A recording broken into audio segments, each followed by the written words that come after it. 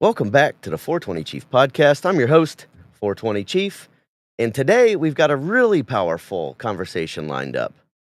I'm joined today by Ryan Carey, um, Canadian Armed Forces veteran who served 14 years before transitioning into civilian life. He was a professional athlete prior to that for the Canadian Football League and a singer. He is the founder of Operation Purify, a groundbreaking program that's helping veterans heal through plant medicine and reclaim their lives.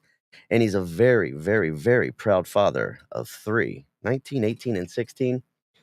In this episode, we're going to dive into his story, his time in service, the challenges of his life after service, and his personal healing journey with plant medicine. He's on a mission leading now, bringing hope and healing to other veterans through Operation Purify. So get your coffees ready, roll one up, and let's dive right into it. Ryan, welcome to the studio with me today. Thank you, brother. Thanks for yeah. My pleasure. Let's just dive right in. You want to just first start off by just tell us a little bit about yourself, your background prior to your military service, because you've got a really interesting story. I can ramble on and on. I'm 54 years old, so I've had a life. I grew up in a small town called Carleton Place in the Ottawa Valley.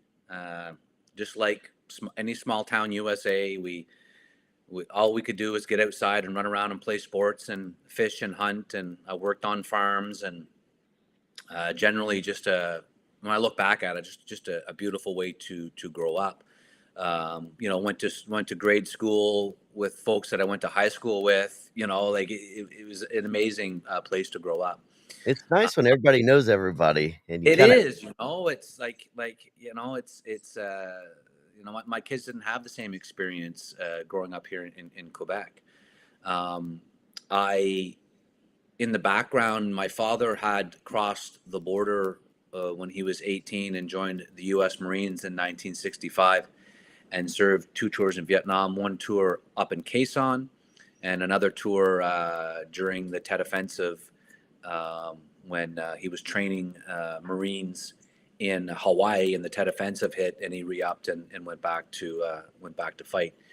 So I grew up and watched him and let's call it what it is, a failed transition. Coming yeah. home, there wasn't any. Obviously, Canada didn't fight in that war. He was isolated, but I certainly learned, a lot from him: how to be tough, how to be a good athlete, how to work hard, um, and and that got me. I was going to join the military after high school. I was thinking about that. And then people just kept asking me to play football. So I thought, well, I'll just keep playing football. And then in my last year of university, I was drafted in the Canadian Football League, went and played there for 5 years. Dream come true, loved it. I mean, I got paid to play football. It was great. Wasn't the NFL, wasn't making millions, but I was paying the bills. And after that, I did a few odd jobs. I worked as an educational assistant with autistic kids and at the same time, I got all the troubled boys that nobody could handle, so I seemed to manage them quite well. And I was missing something. I was missing that camaraderie, that teamwork that sports does provide, which sports gets that from the military. Um, and I was in super good shape. I was always training. I was at that point in time, I transitioned to working as a personal trainer full time. And I was basically at a gym, and my buddy, we were running a supplement store called the Shake Shack. So we'd make shakes for people post workout. My buddy was working there. I was kind of leaning against the counter, and he said, "It looks like a plane flew into one of the twin towers." And I was like, "Well, that's odd. I think we were all kind of, what's going on there?" And then not long after that, that second plane flew into it, and we knew that it was. And then the news came out that Not an um, accident. not an accident. It was an attack against my brothers and sisters to the south, which is an attack on us. I still believe that. I still believe in our relationship. No matter how rocky it seems in the press, I don't care about the press. I know that serving overseas with Americans, with Brits, with Aussies, never a problem, right? we make fun of each other, but of course that's what we have to do, We do. Uh, We yeah. have fun together too when we have to. Oh, we have fun together, and we operate very well together. So at that point in time, I went and inquired at the recruiting office. That would have been around September, October of what was that? 01? Yeah, 2001, 9/11. Yeah, yeah. And then I was on basic training in January. It was that fast. Went through my training to become an infantry officer. Went to the battalion, and in the summer of 2006, deployed to Afghanistan. We deployed to Kandahar province, and not long, we had started out in Spin Boldak, working with the border, trying to prevent weapons from coming in the Registran Desert. Then very quickly, the Taliban had tried to I guess muster is the right word. They formed, and we got into some pretty heavy ticks west of Kandahar. One of our companies did, and we realized that they were trying to take Kandahar city. So Operation Medusa was the largest Canadian-led operation since the Korean War. So we led that operation, and we worked with all nations in that. We had, thank God, we had the U.S. Fast Air. We had special forces with us, and that was quite the scrap. In that fight, we lost a lot of guys. We had the first day we went across. We had, I believe it was 4 guys killed, a bunch of guys wounded. The next day, an American A-10 got turned around, strafed our position, wounded about 40 guys, killed a guy. It was crazy. It was a crazy 3 days. You can look up Operation Medusa and see that. So, and that continued the rest of the tour. It was a heavy combat tour. There wasn't a lot of IEDs. It was all a lot of direct. A lot of firefights. A lot of firefights, a lot of RPG. Yeah, it's, war is hell, right? Combat. Or so. Yeah, and so I came back from that.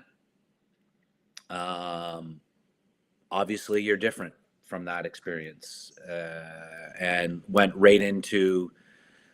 Well, failed to fit. So my daughter Olivia was 8 months when I left. Her mother was pregnant with my second during my whole tour, and when I came back from that, I came back from tour late February, and my second kid was born in March. So I was just being a dad and right into training soldiers that were going to deploy, right? Because we had that experience, so we went right into the training system, and it wasn't until.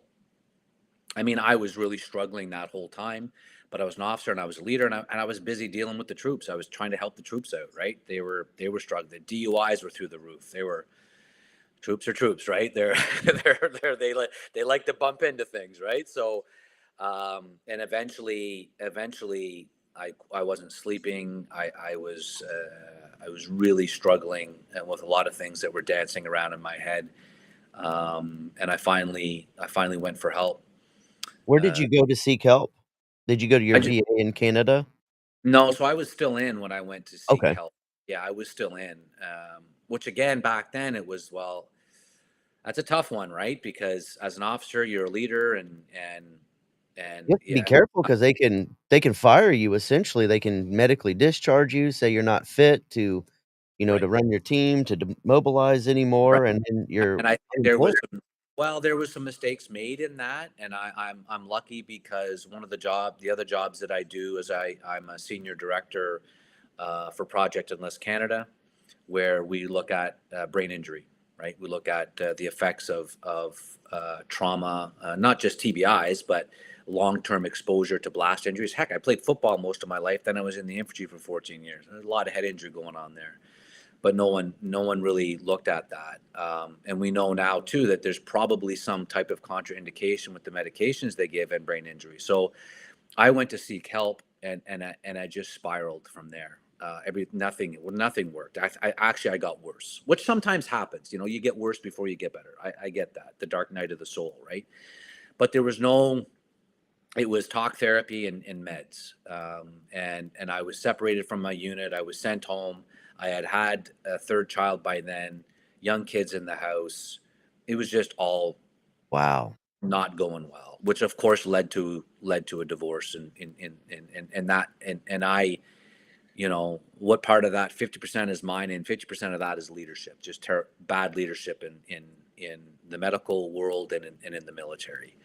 um, so things were unraveling for me. I wasn't getting better. um, I was trying to find things to do. That's when I started playing music. That's when I started writing a lot more, reading a lot. I was going from being in really good shape to being in really bad shape, just all over the place, right? Just couldn't regulate Inconsistent emotions. with yourself. Yeah, everywhere. I couldn't manage anything. Until one day I went, and of course, a boatload of meds, or trying all these meds. And it was actually the mother of my kids at the time, that was like, "What are all these drugs? Like, what happened? Like, all of a sudden you're on." I'm like, "I don't know. I'm just doing what I'm told, right?" And so she wrote a letter basically on my behalf saying this is ridiculous, and the psychiatrist I was working with said we no longer want to work with her because she was getting mad at me for not taking med. It was just all the wrong approach from. It was just medically the wrong approach. Um, Absolutely. so I had heard about this program where they were starting to give medicinal marijuana to veterans, and this is when Canada was starting to explore uh, legalizing cannabis federally. I was like, well, I'll take part in that experiment. So I went and went with and sat with a vet, and of course he rolled one up, and wow. And I actually called. I remember this. I remember calling the mother of my children at that time, and she's like, "Oh my God, you're back." She's like, "Oh," she's like, "Wow," right? Yeah. However,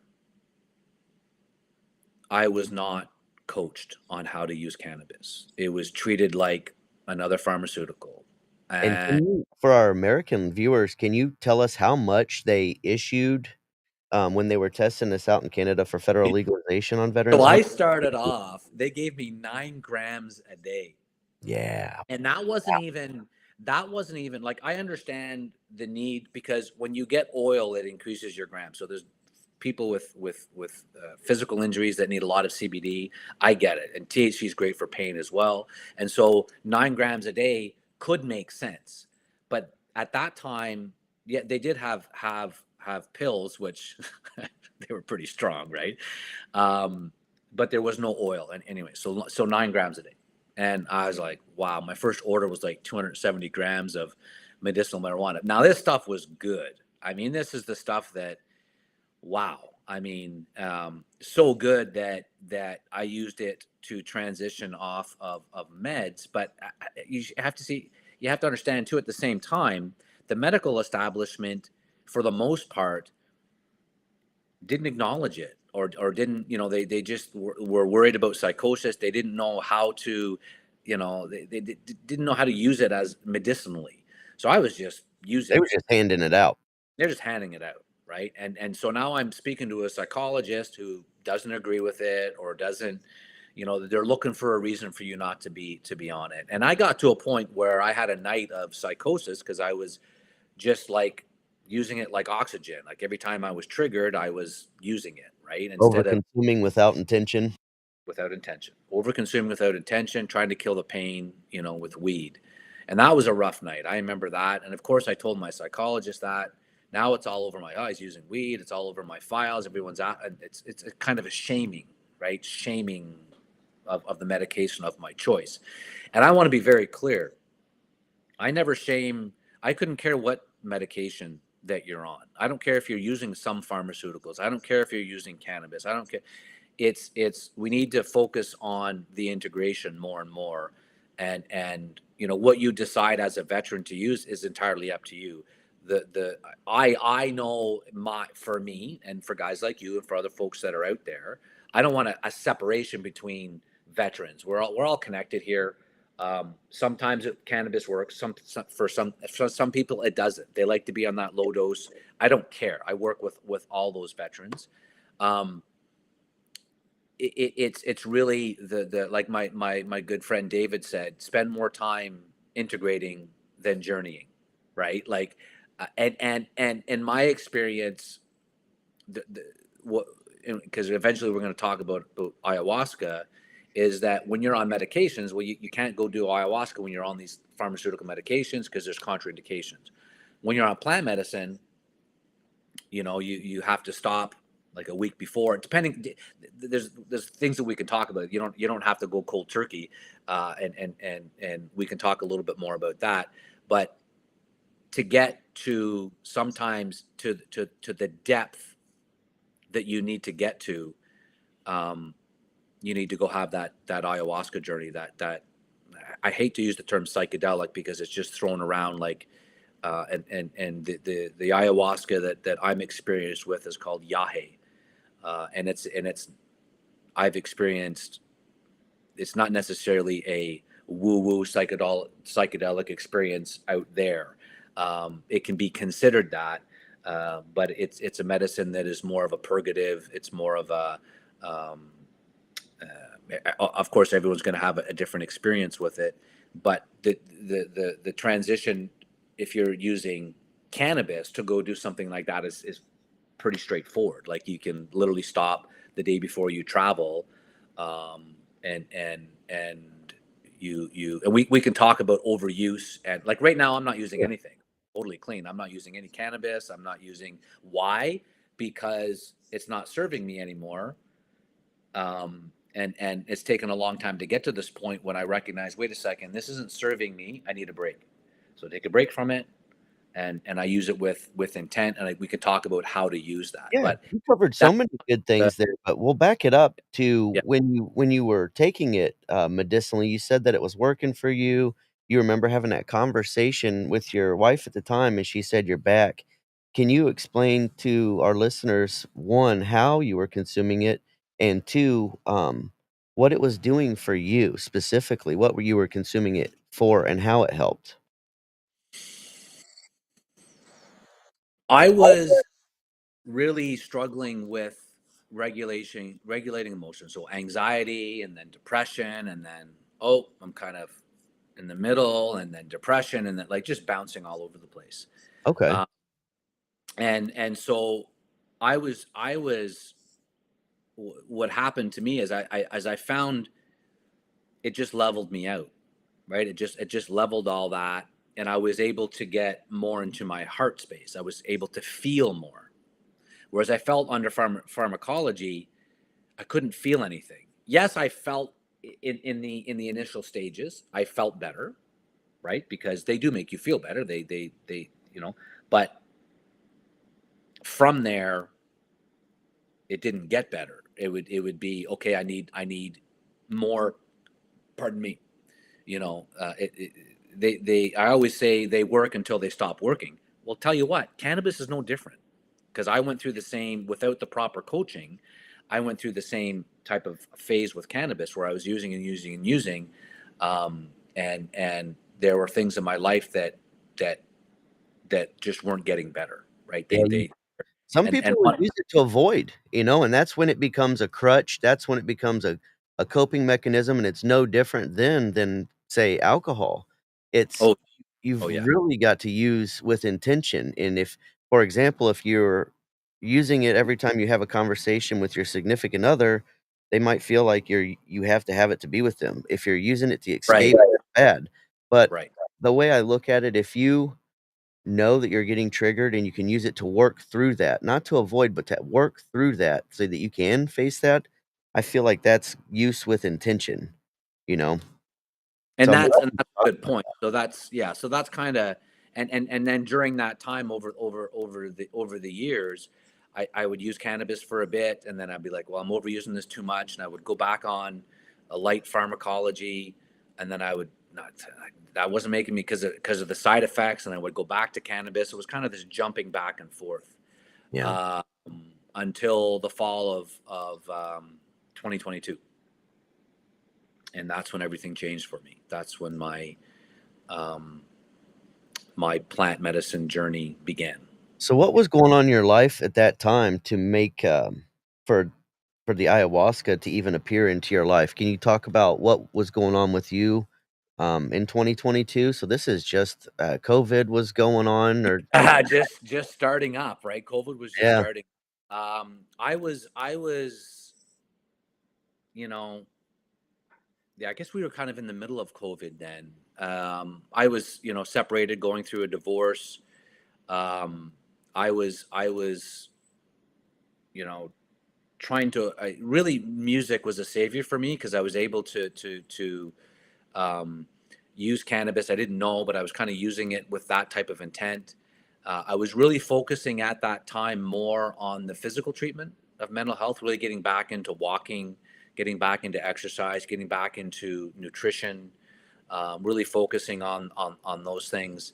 But was just still struggling with anger, and of course, cannabis kind of slows down the dreams, and just, again, like my heart would either be in my chest or it felt like it was sinking into my stomach, again, just all over the place emotionally. Um and so that's where I was at, and I wasn't changing, nothing was getting better. A friend of mine, oddly enough, it's from my hometown, like small carlton place world, right? carlton place Ontario. I went to see him. He was doing a retreat up there, and you know because I grew up with this guy, I could be pretty open with him, and he was going through his own journey at the time. He wasn't a veteran. He was just a man going through his own journey. Going through life. And, yeah, going through life. And he says, "Well, have you ever tried ayahuasca?" And I'm like, "Aya what?" Like, I don't know how to. So there's a few folks there, and they're like, "Yeah, man, you should give that a shot." I had no idea what it was, and they recommended a place in Costa Rica called Rhythmia. So I was pretty desperate at that point, and I went and took a line of credit out, and I booked my flights, and I started preparing for this. I went back into Christianity, into my roots. Carl Jung at one point in time said, in times of distress, it's never a bad idea to return to the religion of your upbringing because it's familiar, right? And so it was familiar to me.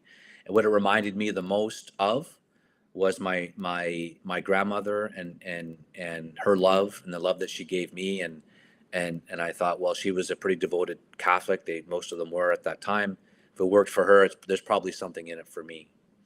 Um, It's and always nice there's to have the good book to fall back on, and especially like you mentioned, you said my grandmother, I had, very similar. Anytime I get to that place, I can fall back on my relationship with God or the Bible, but it was instilled in me in my upbringing with my grandmother. I would go to right, church with her, she would sing in the yeah, choir. yeah, It's what's familiar with me my entire life. right. And so there's no shame in that. My faith needs no defense, and if you're not Christian, I mean, to the Yahe culture, they're all paths up the same mountain to God. So, they I was always like, well, can I drink ayahuasca? I'm Christian. They're like, oh yeah, bring Jesus with you. You're gonna need him, You right? might So hang I'm with like, him. okay. So I yeah, I ended up going and having a very profound experience at Rhythmia. It was, for the first time, it was great. It was comfortable. Um, it was pretty profound. And I didn't know ayahuasca from, of course, now I know. I mean, ayahuasca, there's different brews depending on what part of the Amazon they come from. The ceremonies are different. So when you're in at Rhythmia, they do 4 nights in a row, and I believe mostly they're different brews each night. But it was the fourth night where I had a real breakthrough, and it was not only the medicine that was powerful for me. it was the ceremony, the way it was done. It was very primal. The way the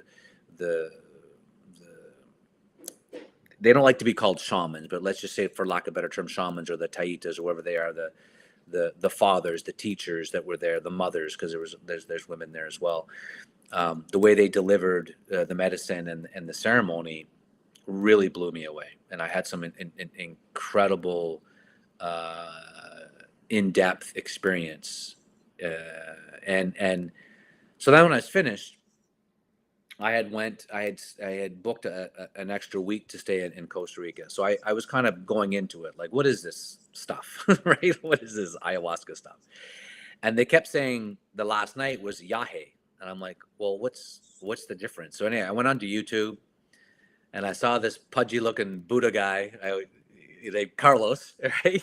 and, Carlos and Duran.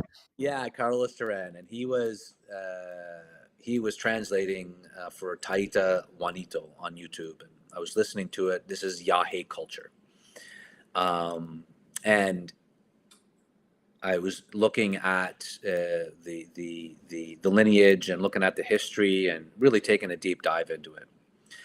After that, I went home, and I was looking to do it again. It was such a profound experience. I felt like the calling to go search for it. In exploring it, I came across a podcast that Carlos was on, and during the podcast, he was explaining the medicine and all kinds of stuff. And at the end, he said, we're actually running an all men's retreat in Colombia called Savage Encounter.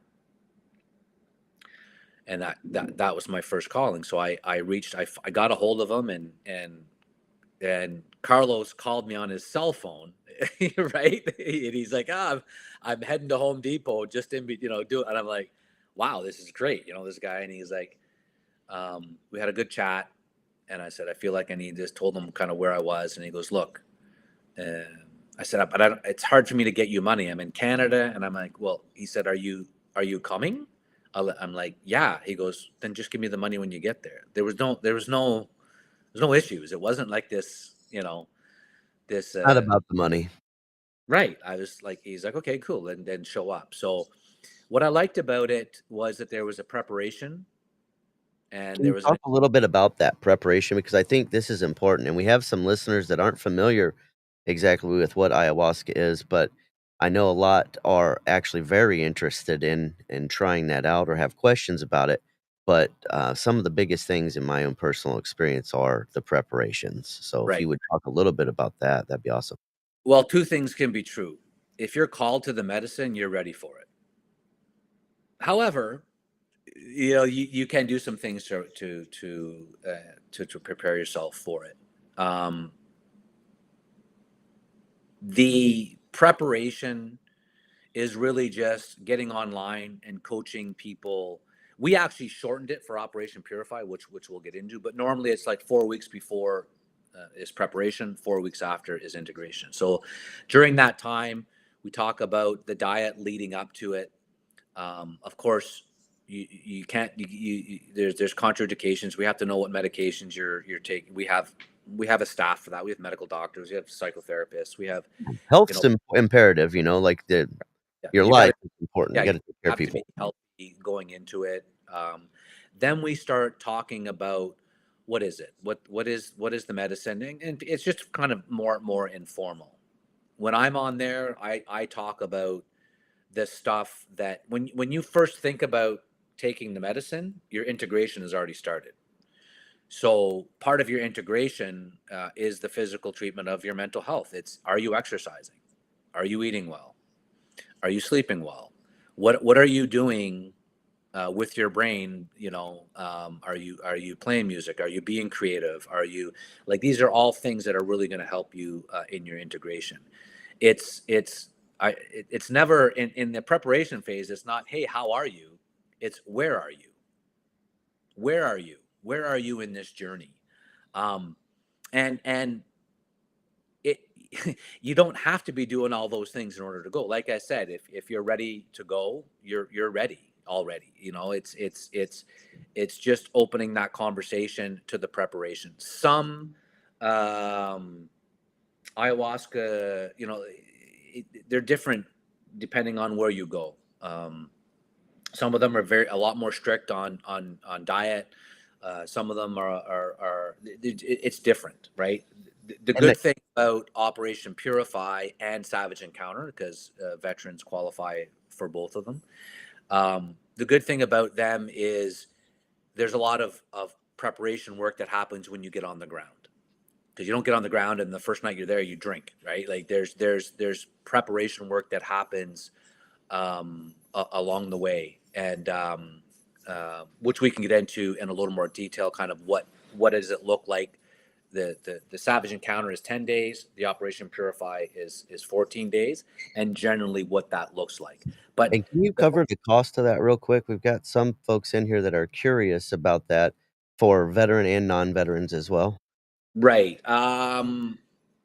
So the Savage Encounter, I'm not sure when the next one is, or what the cost associated with it is. It's obviously a bit cheaper than Operation Purify, because it's 10 days.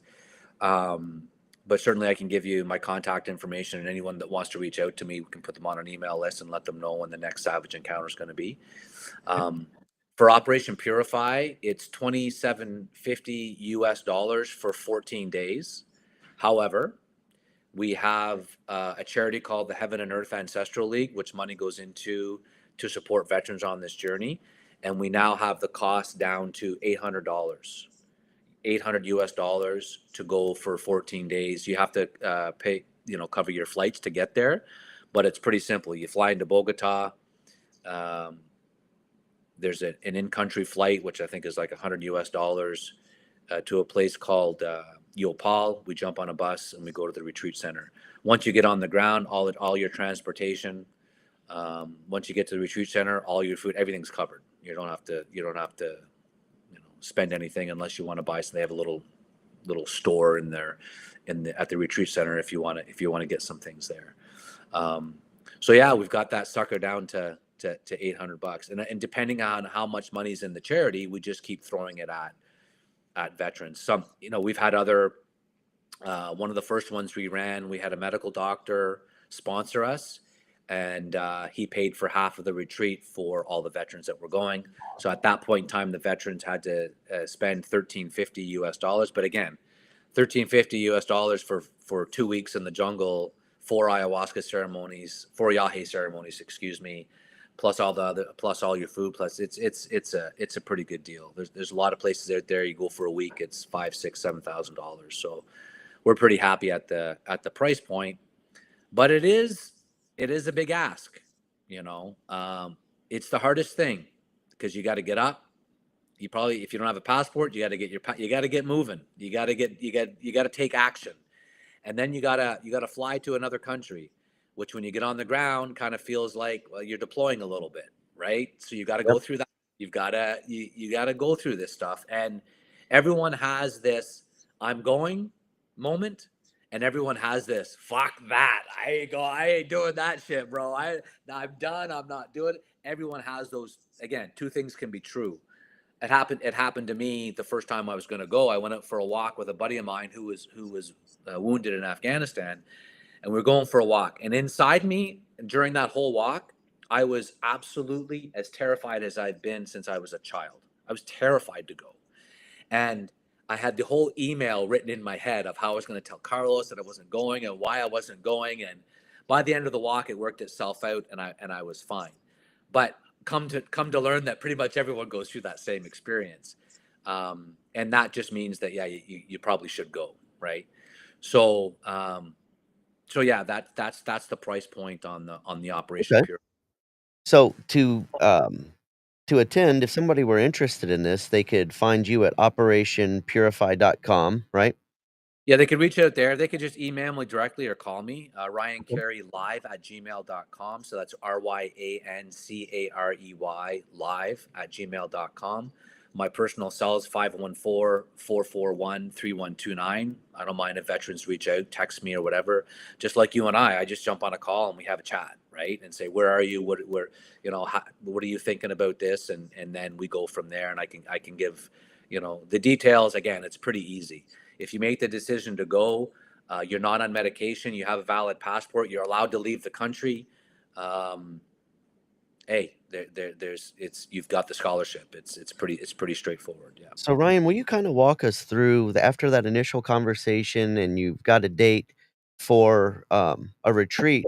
What happens then? You mentioned earlier you've got a couple of weeks of pre ceremony, Yeah. but So we right. walk So us we through changed. the entire Yeah. agenda if you Yeah. what you can. Yeah, so we changed. We used to do 4 weeks before, 4 weeks after, but then we realized the integration's the most important piece to this.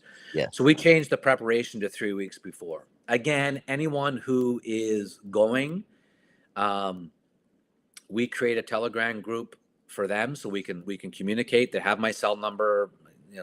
I'm accessible. I'm not going to answer your call at 1 in the morning, just so you know. I'm sleeping, but I will always return your call.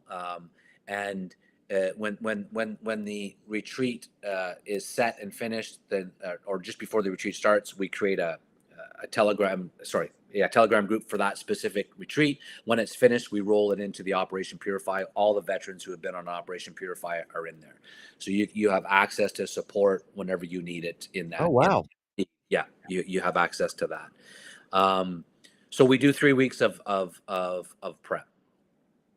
Then So people we are all already fly. starting to connect before they even get there through Telegram, I would assume, right? In those groups? Yeah, I mean, you can kind of do what you want in there, right? I always encourage people to introduce themselves.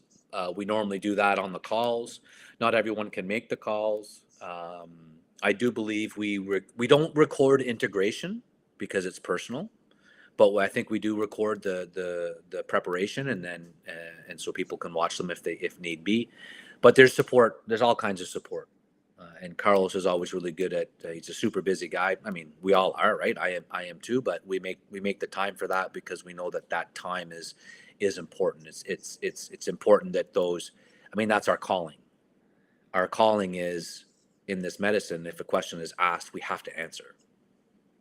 It's not. Okay. It's not optional. Are It's people like, yeah. allowed to bring service animals to the retreats? We haven't had that yet. Um, and we're open. I mean, we're open to try to work through. I mean, there was one gentleman that I think was his mobility was extremely restricted. That would have been difficult, but again, we're not going to say no. I don't know. Again, I haven't had that experience yet.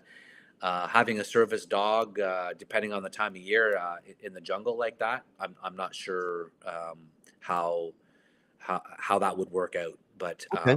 I that's had a to good ask. question.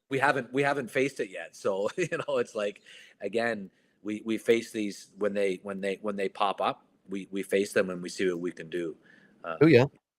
yeah. Okay, so you've got the telegram, and then, everybody gets their passports. The day arrives, they fly out, they hop on that flight to get to you guys, and then they get picked up in a bus? What Yeah, we happens? normally a lot of people fly in the day before.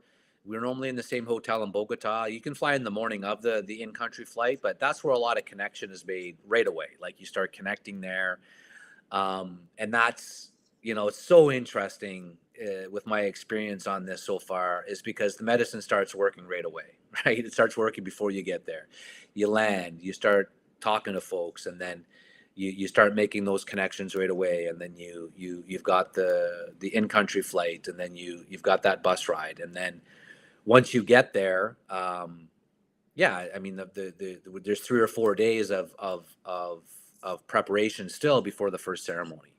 So what do we do? Well, you're just kind of trying to leave the world behind you. There is Wi-Fi for guys to check in at night. Everyone's an adult. We don't tell you not to be on your phones, but we certainly suggest that we have Wi-Fi times where you can get on there.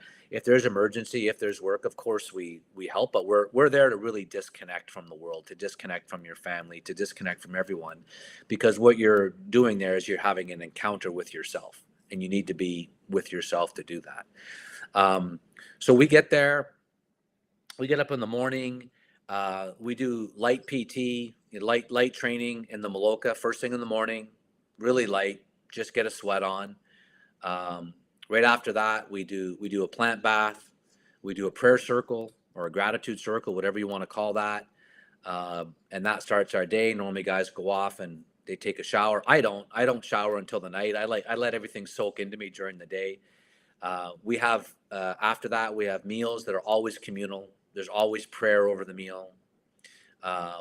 We have downtime.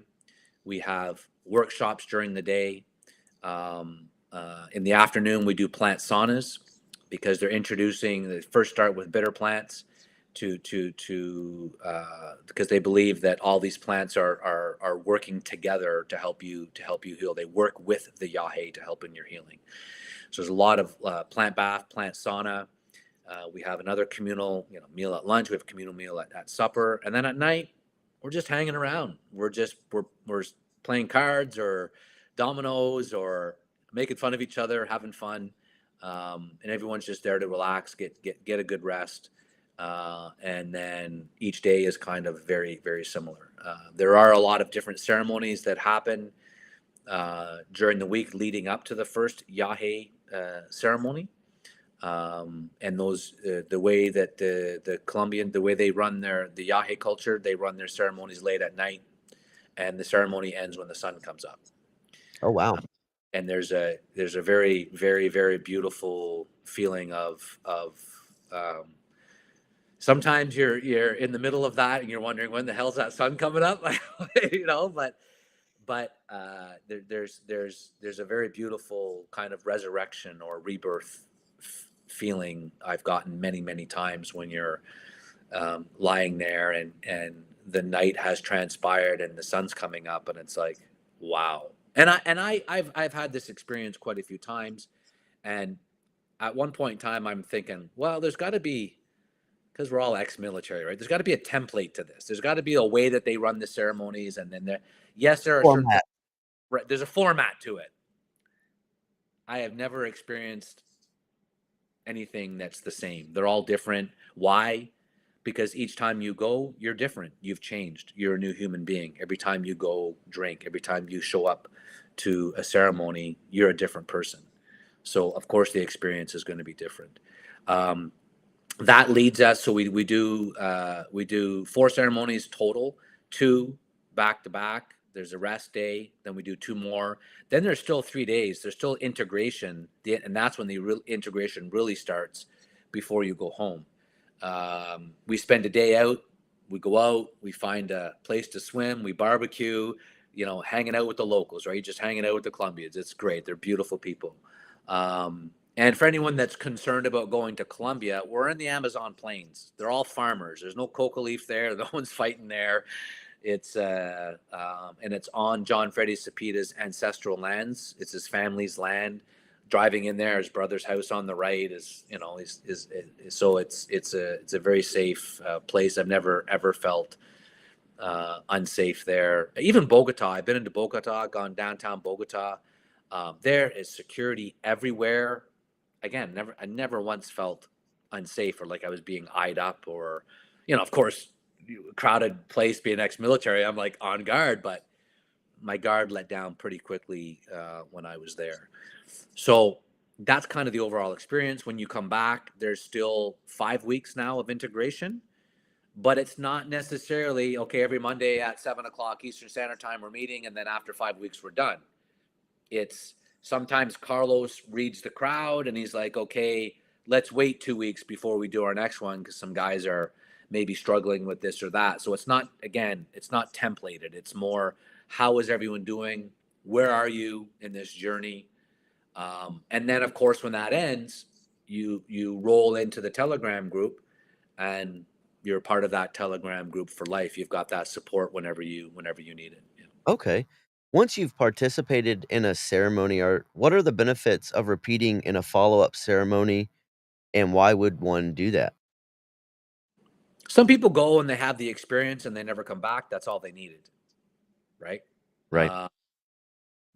we do have an alumni, so we do offer a little bit of a price point for alumni. So instead of paying 800, they'll pay 500 because they've committed to the journey. And some people feel like they need to go and just keep on scrubbing, keep on cleaning. Like I'm at a point now where I'm journeying more with I'm not really called to go do it necessarily yet. I'm not even sure if I'll be there in November. I'm pretty busy back here.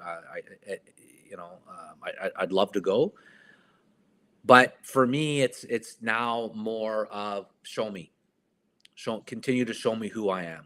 What do I need to clean up? Where are things going? Because it's not, you don't have to go there and do these things just because you're messed up or you think you're messed up. It can really help you set your intentions. It can help you, show you the beauty of the medicine is it's beautifully harsh, right? It's She again, can it's a be. yeah. Say again. She can be Yeah, harsh. harsh. Yeah, that's right. And sometimes you need that. Sometimes we all need that. And again, I don't get into too many details on in the past I've explained my specific experience, but I don't like to do that because I don't want to put thoughts in other people's heads. It's your own experience when you show up there. It's your own encounter with yourself, and don't. The biggest advice I could give is don't fear it. Don't be afraid of it. Don't be afraid that you're going to go there and it's going to show you all the worst things of your past. Like it took me, I don't know how many ceremonies before anything related to Afghanistan came up. It's like it was preparing me for that. So a lot of times it's cleaning up, demands harmony in the family. It's cleaning up family lineage. It's cleaning things up, right? Um, and so to go there and have that experience in the ancestral land, I think I'm not comparing it. You're called to do it and you go do it somewhere good. Go do it. Go have, just like you went, you had that experience. That was that experience. I'm not comparing it. It's all good. I just know that going there and having that 14-day experience is very, very different. It's a deep dive, and it's you're drinking that medicine in its ancestral land where it was grown, and where it's been used for thousands of years. Right. Well, what I'll say is, for me, I could understand going back if you needed to continue to work on something. Um, for me, it ayahuasca put me into a state where I could figure things out that might have taken me years to even talk out in therapy, or something I might not have even thought of in Uh-huh. therapy. And in my specific case, it was actually love. The lack of that I had been exposed to throughout my life, the fact that I was showing it incorrectly, even to my children. So it just kind of let me feel that and walked me through it in a way that was digestible and understandable for me. So I know, having gone through therapy, that it would have taken me, oh my, 5 or 10 years to even talk into a place of depth like that, where under the influence of ayahuasca, I was able to see it, feel it, understand it, and walk away okay, accepting of that, and it completely opened up my heart in how I treat people, including my children. And as a result of that, and a lot of integration work, as you talk about, which is incredibly important because I didn't have. I was, I did the ceremony and then I went home and it's like, figure it out. And so it's like, holy smokes. What I found though was the more that I talked about my experience, the more I learned from while I was there in my experience, and continue to do so. So that's the importance of not just doing it, but talking about it and acting upon it, whether it be cannabis or ayahuasca, hape, yage, it doesn't matter. You have to put in the work still. Mhm. If you can have an experience, you can have a very profound experience, but you have to put in the actions and those next steps. Yeah. What is that exactly? What is that experience telling you, and what do you need to work on? And I'll say this for anyone that's listening: throughout your life, you've created a story. right? Of who you are, we all have a story of how the world is, right? Like it's like this. You create this story.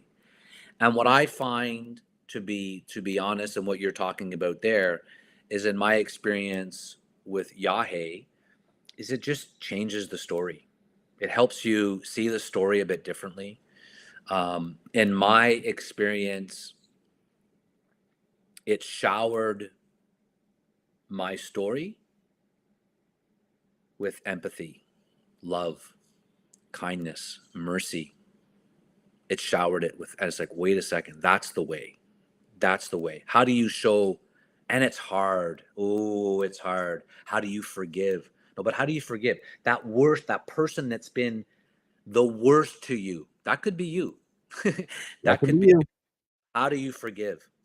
How do you give more mercy to that person that just cut you off and you want to kill them now? No, no, no. How do you, it's great to say it. I can sit here and go, "Oh, do I struggle with that?" Every day I do. Every day. And sometimes sometimes I'm driving and it's like, what do they say? They say that God doesn't, if I ask for more forgiveness and more patience, God doesn't give them to you. He puts you in scenarios where you have to use it. So I remember one day I left, I was driving into Montreal and someone cut me off, and then I turned the corner, someone else cut me off, and then I got on there, someone else cut, and then like the third time I started laughing. I started laughing, going, okay, okay, I got it. Thank you, God. I got it. I got it. I gotta put a podcast on. I'm just gonna chill and I'm gonna get to where I need to get at a certain. So it you know, this is great to say this. If anyone's looking for a magic pill, it's not ayahuasca. It's not yahe. It's not cannabis. It's and let's use a whether you deeply believe in it or not, I don't care. Every day you wake up, you are resurrected, you are born again, you can start over. And what's most important about, and I'll speak from a Christian perspective only because it's familiar to me, and I'm not trying to, and again, my doesn't need defense, but the story of Christianity isn't Jesus dying on the cross, it's the resurrection. Okay. And everything that Jesus went through, you will go through in your life. You will be betrayed. You will be on the cross. But like my buddy's grandma said, hey, get off the cross. We need the wood for fire. Right. Right. Like, you're resurrected. You are born again. Everything yesterday is your old story. Okay. How do you change that story and not change it like in your head? In my experience with Yahe, it changed it in a way that I cannot describe.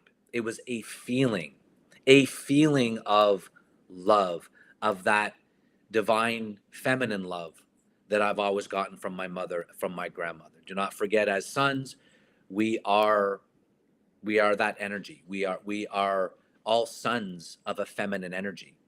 And the way Yahe culture connects you with your feminine energy is through creativity. They're very, very, there's always creativity classes there. They're always like, no, that's why music for me, shameless plug, I put an album out called The Mississippi River. It took me 12 years to do it. And Rick Rubin said years ago, it says, don't put a timeline on your creativity. Just create for the sake of creating and throw it in the garbage after, or do whatever with it what you want when the time comes, if you want to commercialize it or just put an album out, whatever. But it's the Yahe culture that taught me that the question isn't should I do it? The answer is always yes. Be creative, be more creative. And that could be anything. That could be music, that could be drawing, that could be writing, that could be, they do a lot of weaving there where you're weaving, right? There's all Yeah. kinds of way to be creative, and especially as men to connect us with that the feminine energy that's in us all. And the way that I see that is that some guys they get afraid of that, and it's like, no, no, no, no. The more you connect with your feminine energy, that doesn't mean you have to turn into a girl. I'm not saying that. I'm saying the more that you connect with your feminine energy, the more that you will connect with your masculine energy. Your feminine energy is the healing energy. It's the sometimes harsh energy that comes in and maybe shows you things or tells you things you don't want to hear or you're not ready to listen to. And that's the hell hath no fury than a woman scorned, right? That's the, why do they call her Mother Nature, right? Right. You don't, right? Like you don't mess with that divine feminine in your life. Now, I'm not saying at the same time as a man, you be a doormat to it. You be there are abusive women out there, but you know who the women in your life are that love you, that are in your heart. And women are way more intuitive than us, and we need to learn more from that. We need to learn, and the medicine has connected me with that. There was a time there where my daughters weren't speaking to me at all, and I was like, well, what did I do? Like, I didn't do anything to them. It was my energy, it was me. And as soon as I really connected with that, it changed overnight. It literally changed Energy matches that. energy. That's a real thing. Well, Ryan, a last question I'll ask you today is, what advice would you give any of our listeners out there who are on the fence to try cannabis or any other plant medicine for that matter? What advice would you give them? Look, we all need peer support, first of all. So find a network that's doing it as peers, but find experts in the field, people that know how to use it, that can guide you on how to use it. Um, if you are taking pharmacology, be careful. Get off of it responsibly. Don't be talk to your doctor. If the doctor's not working for you, find another doctor. Like, you are in the driver's seat. You decide. Um, but there's no magic pill. The work is in the integration, and the journey on cannabis, the journey on psilocybin, the journey on ayahuasca. I'm hearing great things about ibogaine. I'm hearing they're all great. They're all good. Find reputable people that you can be with. I find in the veteran community, it's both. It's a double-edged sword. Yes, be with veterans, but don't necessarily lean on that all the time. That's why I went to Savage Encounter, which is an all men's retreat, not just veterans. And I was sitting there going, oh, wow, it's not just me as a veteran. It's all men are struggling literally with the very similar challenges. So I would go into that 100% with that kind of attitude in mind. You need a team around you to support you. You need experts to support you on your journey, and really, really focus hard on the integration stuff. There's so much healing in just going for a walk. There's so much healing in exercise, in eating well, and hydrating well. Stay away from, if you're on this journey, you cannot be on a spiritual journey and include alcohol. I love alcohol. I'm Irish, bro. I love me, but it's also can be considered a dark spirit. So you have to be very careful with that. Don't mix that into your life. Um, and if any veteran out there, not even a veteran, if anyone wants to reach out to me, reach out, and I'll guide you as best as I can, or I'll put you in touch with people that are, if I can't answer your questions, that have more expertise than I do. Thank you so much today, Ryan. Thank you for sharing your story, what you've overcome, and how you've overcome that with us. And I'm proud of you for all that you have overcome and the way that you've done it, and just in being brave enough to share your story of healing. I And appreciate yeah, thank you so much. And my goal of this is just to get these stories of healing, because it. it's Right. real. It's not And just veterans, it's not just yeah, men and women, people in general. We're all all of us, we all need to unite. Come on, the left, the right, whatever. We all want the same stuff. And I'll say this to you, to the audience, to anyone that's listening. Um, don't forget that you're perfect. You've never not been perfect for one single second. You're literally a miracle on earth to be born, for this to happen. God stopped everything to create you. You're a miracle. And in this field, a lot of veterans take their life. No, no, no, no, no, no. You're having those feelings that day. You're caught in the rain. But here's the thing: you're resilient. You're tough. You're full of love. Live to see another day, and you will get through that. You're caught in the rain, but your skin's waterproof, bro. You can handle it. You can handle anything. And this is a journey that will help you handle that 100%.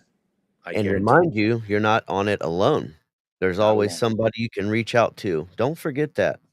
Don't forget you can reach out, and please do. I would rather you reach out. Yeah. Thank you again, Ryan. I'm gonna put you back, and then I'm gonna close us out today. Man, wow, is all I have to say. Did that touch anyone else's heart? 'Cause it definitely did mine. What an incredible conversation today with Ryan. Ryan Carey. His honesty, his courage, the mission he's leading through Operation Purify is exactly what this podcast is about. Breaking stigmas, sharing truth, and sharing veterans' stories that we're never alone in this fight. If Ryan's story spoke to you, make sure you check out his mission, operationpurify.com, and connect with him. He's very responsive. If you go there and send a message, he'll get back to you. He'll call you right away. He shows up. As always, thank you for tuning into the 420 Chief podcast. Don't forget to like, subscribe, and follow along for more real conversations with veterans and leaders in the cannabis and healing community. Until next time, stay grounded, stay lifted. Remember, we're better together and never alone.